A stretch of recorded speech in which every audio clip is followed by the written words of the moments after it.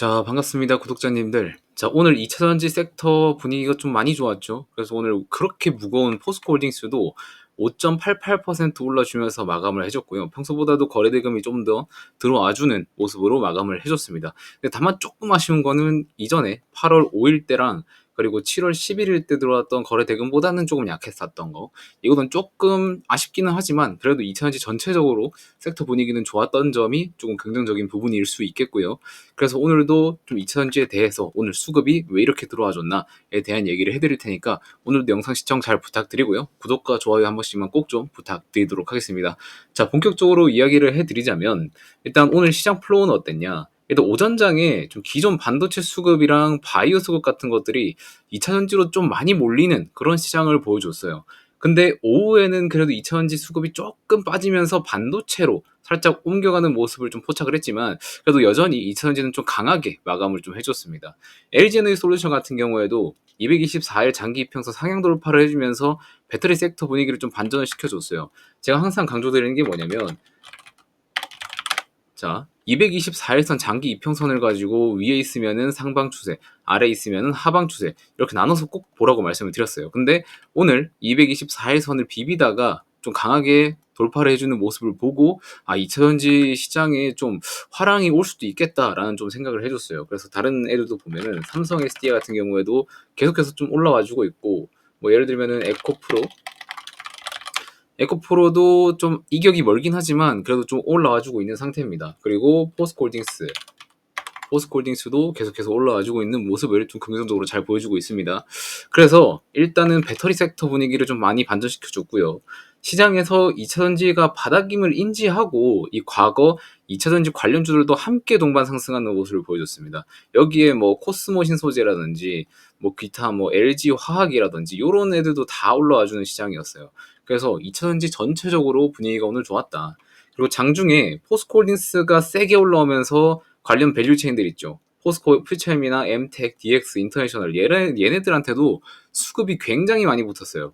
그래서 2차전지 종목 대부분이 8월 5일 하락분을 모두 만회하면서 오늘 강하게 좀 치고 올리는 모습을 보여줬었고 기존에 제가 영상에서 브리핑 드릴 때 뭐라 말씀을 드렸냐면 포스코홀딩스는 지금 40만 원을 넘어서는 구간에서 매수 진입 긍정적으로 봤다. 라고 말씀을 드렸지만 지금 LG에너지솔루션 추세 전환을 봤을 때는 지금 가격에서부터 분할 매수 가능한 것처럼 보이기는 해요. 근데 절대적으로 몰빵 물타기 금물이고요. 무거운 종목이면서 오늘 같은 급등이 며칠간 계속 나와줄 거라는 큰 기대는 하지 마세요. 이렇게 막 5%, 6% 오른 것도 되게 이례적인 일이기 때문에 5%, 6%가 매일매일 나와줄 거라는 그런 기대감을 가지고 매수를 들어가면 절대 안 됩니다. 그거는 꼭 기억을 해주시고 그리고 포스코홀딩스 이외에 포스코 DX나 엠텍 이런 애들은 변동폭은 더 클 수 있어요. 포스코홀딩스보다 시가총액이 얘보다 작기 때문에. 근데 제가 좀 당부 드리는 건 뭐냐면 포스코홀딩스 그리고 퓨처엠 이 두 개 이외에 DX랑 엠텍, 인터내셔널 얘네들은 진입을 좀 조심을 해야 됩니다. 왜냐면은 일단 2차전지의 제일 메인 섹터는 포스코 중에서는 홀딩스랑 퓨처엠이에요. 이 두 개이기 때문에 얘네들이 변동성이 더 클 수는 있겠지만 안정적인 건 얘네 두 개다라고 좀 말씀을 드릴 것 같고 인터내셔널 같은 경우에는 좀 개인 이슈가 있죠. 시추 관련된 거, 동해 시추 관련된 이슈가 있기 때문에 얘는 이거랑 같이 보셔야 돼요. 오케이? 이거만 보시면 될 것 같고 그리고 반도체 하락 때문에 지금 2차전지소로 수급이 좀 쏠리는 것도 있지만 다른 이슈도 있습니다. 오늘 올랐었던 좀 큰 요인이 뭐였냐면 수급 이동의 이유도 있지만 유럽에서 25년도까지 이산화탄소 배출 목표가 기존에 118이었어요. 118포인트였는데 이거를 93.6포인트로 수치 하향을 했습니다. 그래서 원래는 이산화탄소를 이만큼 배출해도 됐었는데 이만큼 배출하는 걸로 줄여버렸던 거예요. 그러면은 이산화탄소 배출 수치를 25년까지 더 줄여야 되니까 친환경 에너지, 뭐 풍력, 수력, 뭐 태양광 그리고 2차 전지 쪽으로 비중을 늘려야 하는 상황이 만들어졌죠. 그래서 탄소 배출량 축소분 만큼 전기차 기업의 목표가 상향으로 들어온 것 같고 좀 이로 인해서 전기차 판매량이 25년까지 160만 대에서 220만 대로 증가할 것으로 좀 전망을 하고 있다고 합니다. 이렇게 되면은 우리가 알고 있는 거 P, Q, C 있죠? P가 뭐예요? 제품의 가격, Q가 뭐였죠? 제품의 판매량이죠. 그리고 C는 고정비입니다. 제품의 그 비용, 제품을 만드는 데 들어가는 그런 비용들. 근데 160만 대에서 220만 대로 증가를 하는 거면은 여기에서 Q가 증가하는 거죠. 판매량이 증가가 됩니다. 이거는 결국에 주가의 밸류가 상승될 수밖에 없는 그런 요인이 되는 거고, 그런 것들 때문에 이차전지가 좀 일제히 반등을 했다, 이렇게 좀 해석이 되는 부분입니다. 그래서 포스코홀딩스 같은 경우에는 이런 배터리 셀 기업들이 먼저 치고 나가면 주면은 후속 소재주들도 시세를 분출 가능하다고 말씀드린 바가 있죠, 이전 영상에서. 그래서 리튬, 니켈 등의 소재를 취급하는 포스코홀딩스도 금일 8월 5일의 하락분을 싹 다 회복하면서 이전 시세로 되돌려줬습니다. 장대 양봉이긴 하지만 그래도 거래대금은 평소와 좀 크게 다르지 않아요. 다시 보시면은, 자, 거래대금이 2234억이 들어왔지만 예전에 하락할 때, 그리고 7월 12일에 상승할 때보다 살짝 좀 못 미치는 수치로 들어와 줬습니다. 이거보다 좀 더 크게 터져줬으면 유의미한 상승으로 볼만 했는데 약간 좀 작았다는 게 조금 아쉬운 부분이고요.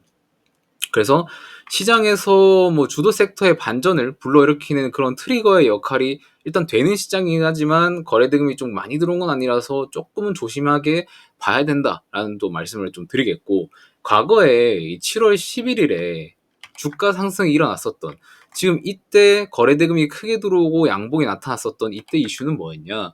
저 기억하실지 모르겠는데 이때 칠레산 리튬 생산하는 게 미국 IRA 혜택 확정 소식이 있었어요. 그래서 이차전지들이 IRA 보조금이 더 들어오는구나 하면서 이제 추가적인 상승이 나와줬었는데, 사실 그때 당시에는 반도체가 아직까지 강한 시점이었어요. 그래서 업황 자체의 희소식은 없었던 상황이었습니다. 이 단독 이슈 빼고는.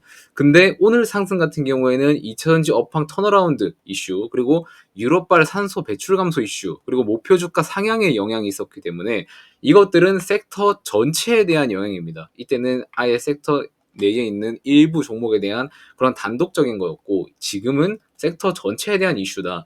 그렇기 때문에 요번에 변곡점은 좀 중요하게 여러분들이 보셔야 된다라는 거를 좀 말씀을 드리겠습니다. 자, 그래서 앞으로 명확하게 반도체 업황이 꺾이는 이슈들, 이런 것들이 발견될 경우에는 이 수급이 계속해서 2000지로 옮겨갈 거예요. 그렇게 될 겁니다. 어쩔 수 없어요. 왜냐면 옛날에도 그렇고 지금도 그렇고 반도체랑 2000지는 시도타기 장세이기 때문에 반도체 수급이 2000지로 오고 2000지 수급이 반도체로 오고 이런 시장이 계속 연출될 수밖에 없어요. 그래서 이런 것들이 여러분들이 잘 체크를 하셔야 된다. 그리고 포스코홀딩스의 이런 추가적인 상승 동력은 업황의 개선 자체도 있지만 기존 사업의 밸류 성장도 필수입니다. 철강제의 가격 상승이 필요하고요. 리튬 가격 상승 뭐 이런 것들이 다 필요하죠. 원재료 가격의 반등이 우선적으로 나와줘야 포스코홀딩스의 뭐 그런 수익성 개선이라든지 그런 것들을 전망을 할 수 있게 되니까, 그런 것들로 인해서 이제 주가 반등이 더 세게 나올 수 있다. 이런 포인트도 우리가 가져가야 되겠고, 포스코홀딩스 자체가 지금 우리가 성장주가 아니에요. 이제 철저한 가치주입니다. 그렇기 때문에 원자재 가격의 상승은 무조건 추적을 해야 됩니다. 워낙 바닥권에 지금 있는 상태이기도 하고 주가도 그렇고 원자재 가격도 둘 다 바닥권에 있어요. 그래서 이런 것들이 업황 반전으로 인해서 시장에서 바닥 인식이 들어오면서 추가적인 상승 가능성이 조금 남아 있을 것 같다라고 좀 생각을 하고 있는 편이고, 지금 시세의 반전의 시작으로 보일 수 있는 날이긴 했지만 아직 완벽하게 주도주 수급이 이동이 나타나진 않았어요. 며칠은 좀 더 두고 봐야 되고요. 성격이 급해서 지금이라도 진입을 희망하시는 사람들은 분할로는 들어가도 됩니다. 하지만 아까 말씀드렸듯이 몰빵 베팅은 절대 안 돼요. 일단 분할로는 들어가도 되는 거 제가 한번 말씀드리겠고, 몰빵은 절대 하지 마세요. 아시겠죠? 몰빵보다 주식시장에서 제일 위험한 건 없습니다. 그래서 여러분들이 이 점은 좀 인지를 해주셔야 되고, 그래서 향후는 어떻게 전망을 하고 있냐 좀 포인트를 가져왔습니다. 자, 잘 보시면 2차전지 섹터가 더 올라갈 수 있다고 보는 주요 포인트가 있고 2차전지 sek터가 브레이크가 걸릴 수 있다고 보는 주요 포인트들이 있습니다. 자, 일단 더 올라갈 수 있다고 보이는 주요 포인트는 뭐냐면, 일단 첫 번째로 AI 성장률의 피크, 두 번째로는 엔비디아 블랙의 양산 시점의 미약정. AI 성장률 피크는 뭐냐? 일단 이번에 엔비디아 실적이 나오면서 이번에 뭐 컨센서스 상회는 하게 했지만 시장 컨센서스, 이제 사람들의 이런 센티먼트적인 부분에서는 우리가 기대했던 거는 이만큼이었는데 실제로 수익은 이만큼이 나왔어. 그래서 지금 성장성이 계속해서 추가적으로, 지금 올해 만약에 10% 성장을 했다. 그럼 내년에는 20% 성장을 해줘야 되고, 그 다음에는 뭐 한 50% 성장, 이렇게 계속해서 성장률이 계속 높아져야 되는데 이러한 현상이 약간 좀 저물어 가고 있는 거, 그런 것들에 대해서 AI 성장률의 피크가 온 거 아니냐라는 생각이고, 엔비디아의 블랙을 양산 시점의 미약정, 지금 언제 정확히 양산을 한다고 나온 게 없죠. 근데 일단 4분기로 예상을 하고 있긴 한데, 지금 이 4분기에 그 양산을 한다는 이 블랙웰 때문에 기존에 판매했었던 이 AI 칩 수요도 일시적으로 감소를 했습니다. 이런 것 때문에 시장에서도 좀 불안함을 보이는 거고 경계를 좀 보이는 거예요. 그래서 이런 것들 때문에 2차전지가 조금 더 우상향할 수 있는 모멘텀이 될 수 있지 않을까라는 관점이 하나 있고요. 그리고 2차전지 섹터가 브레이크가 걸릴 수 있다고 보는 주요 포인트는 총 3개인데, 일단 첫 번째로는 아이폰 16의 출시입니다. 여러분들이 갑자기 야 AI인데 왜 갑자기 아이폰 얘기가 나오냐, 왜 애플 얘기가 나오냐 할 수 있는데, 아이폰 16부터 여기에 AI가 탑재돼요. AI가 뭐가 들어가요? 챗GPT가 들어가죠. 이것 때문에 지금 원래 기존에 AI 같은 경우에는 B2B로만 판매가 됐었어요. 근데 아이폰 16에 탑재되는 챗GPT를 시작으로 해서 본격적인 B2C, 그러니까 기업에서 고객 간에 이렇게 옮겨갈 수 있는 트리거가 될 수 있다고 좀 판단을 하고 있고, 지금 엔비디아의 블랙웰 양산 시점에 확정이 이루어지게 되면 어떤 게 되냐. 자, 엔비디아의 호퍼와 블랙웰은 지금 AI 투자 기업들의 군침이 흘리면서 기다리는 칩인 거는 다 알고 있죠. 근데 중간에 생산 마스크 변경으로 인해서 양산 지연 이슈가 있었지만 4분기에 좀 이게 불확실성이 해소될 것으로 좀 전망을 하고 있긴 합니다. 다른 뭐 여타 증권사라든지 전문가들은 지금 이거를 한 4분기쯤을 예측을 하고 있어요. 그래서 그때 이 불확실성이 해소가 되게 되면 다시 그 반도체 쪽으로 이제 수급이 다시 들어갈 수 있지 않을까라는 포인트가 하나 있고, 그리고 세 번째로는 오픈 AI의 지분 투자가 있습니다. 최근 애플과 엔비디아, 마이크로소프트가 오픈 AI에 대한 지분 투자 이슈가 좀 있었죠. 엔비디아는 대략적으로 한 1억 달러 정도 투자를 할 것 같은데, 이 AI 투자의 자금 조달 이슈가 해소되면서 오픈 AI의 가치가 상승할 수 있습니다. 자, 그러면은 AI에 대한 기대감이 한층 더 높아질 수가 있게 되는 거죠. 이런 부분들에서 여러분들이 지금 올라갈 수 있다고 보는 포인트, 내려갈 수가 있다고 보고 있는 포인트, 이런 것들을 잘 비교해보고 여러분들이 직접 판단을 해보시면 좋을 것 같고, 일단 이차전지 쪽으로 수급이 들어왔다는 건 일단 긍정적이긴 하나, 이게 일시적인 건지 아니면 좀 지속성이 있는 건지, 이런 것들은 조금 더 기간을 넓게 두고 한번 확인을 해보셔야 될 것 같다라는 말씀을 좀 드리겠습니다. 자, 그래서 대응 방법 같은 경우에는 어떻게 하냐. 2차 전지로 수급 이동은 일시적인 걸 수 있다고 방금 말씀을 드렸지만, 엔비디아의 실적 상위에도 하락한 이유가 이런 블랙웰의 출시 일정 불확실성이었기 때문입니다. 자, 그래서 반도체 성장이 약간은 둔화되었지만 꺾인 건 아니에요. 그렇기 때문에 2차 전지 투자 지금도 좋지만 공격적으로 여러분들이 들어가실 거면 확실하게 반도체가 꺾임이 보일 때 진입을 해야 됩니다. 과거 7월과는 약간은 좀 다른 상승 흐름을 지금 보여주고 있지만 중요한 변곡점에 놓여 있는 상황이에요, 지금. 철저한 대응과 철저한 분할 접근이 필요할 것으로 지금 보이는 타이밍이고, 앞으로 4분기까지 이 2차전지 시나리오를 어떻게 흘러갈까에 대해서 지금 정리를 하고 있어요. 계획한 대로 흘러간다면 만약에 고층에 물려 계신 자금들은 일부 좀 만회할 수 있을 것으로 좀 보이고 있는데, 지금껏 롱텀으로 가져온 지금 여러분들의 아픔을 해소할 수 있는 절호의 시즌이 돌아왔다고 보이고 있습니다. 그래서 포스코홀딩스 주주분들을 위해서 지금 하반기 포스코홀딩스 대응 전략서를 지금 제작 중에 있습니다. 이런 것들이 다 작성이 되면 오늘 영상 시청해주신 분들, 그리고 그런 분들께 연락을 주시면은, 저한테 연락을 주시는 분들께는 완성되는 대로 제가 제작해서 보내드릴 거예요.